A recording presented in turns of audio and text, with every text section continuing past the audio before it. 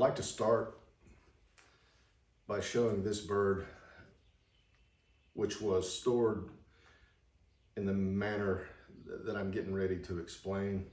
You can see all of the feet are soft, pliable, zero shrinkage. The bill has zero shrinkage. The head is still nice and soft. All of the tissue around the head is pliable. Those are really important things to getting a good mount. If these areas are allowed to dry out, the tips of the wing areas allowed to dry out, they can be brought back to a certain degree, but it's never as good as if you're working with a fresh bird. So when you've got this bird in the field, I always tell the guys to bring some plastic wrap and a little bit of cotton balls. You can wipe off any obvious blood. If you have any shot holes under the wings, you can put a little bit of cotton in there. What I do like to do is take the plastic wrap, fold the bird with the head over its back, and then just wrap that in plastic wrap. That way, if it's in your blind bag, backpack, or whatever you're going out with, it doesn't mess the feathers up if this is a potential bird that you want to mount. So once you have it home and you're ready for cold storage, again, cotton balls on any bloody areas. You can take a piece of a cotton ball and place it down in the throat if there's any blood leakage there. This is probably the most important part. Water, paper towels. I completely dampen the paper towels. Take each foot, wrap it completely in wet paper towels.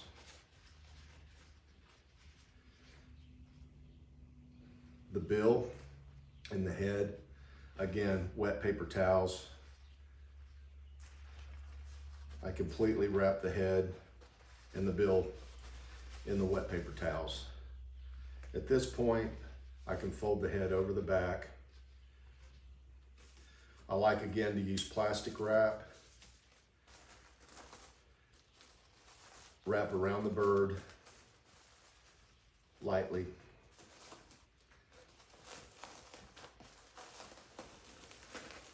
One important area when you're wrapping the birds in the plastic wrap is to be careful at the ends that you don't really crimp the plastic down around the primary tips and the tail. You want to let those be undamaged and not crimped. So at this point, again, with the bill wrapped in wet paper towels, the feet wrapped in wet paper towels, you can simply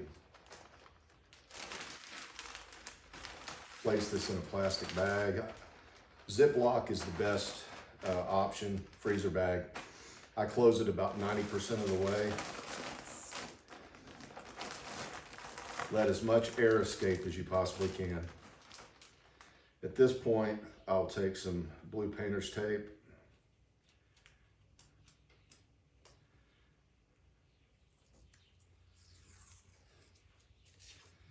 And then I'll wrap around the plastic.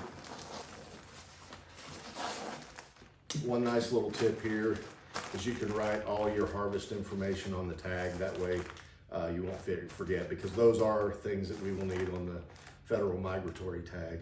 Date killed, location, all of those things. At this point, that bird is ready to go in the freezer, and it will stay for a really long time fresh. Don't eliminate any of those steps. A couple things I want to cover before we get off this segment is some things not to do. This is an example of a bird that was shipped in that was simply put in a plastic bag. Its feet are dried out. The tissue around the bill and around the eyes are really tight. If this bird was in the freezer for a whole lot longer, it would be very difficult to bring back. I do have some tricks and some solutions to bring those tissues back. But again, this process eliminates all of that. So no plastic bags that are left open. Do not use pantyhose. That has been a go-to for the longest time. It's one of the worst things you can do to a bird. It allows the bird to dry out very quickly, and it is actually pretty hard on the plumage. The other thing to not do, which is popular now, is using vacuum forming machines, or vacuum machines like you would process meat with.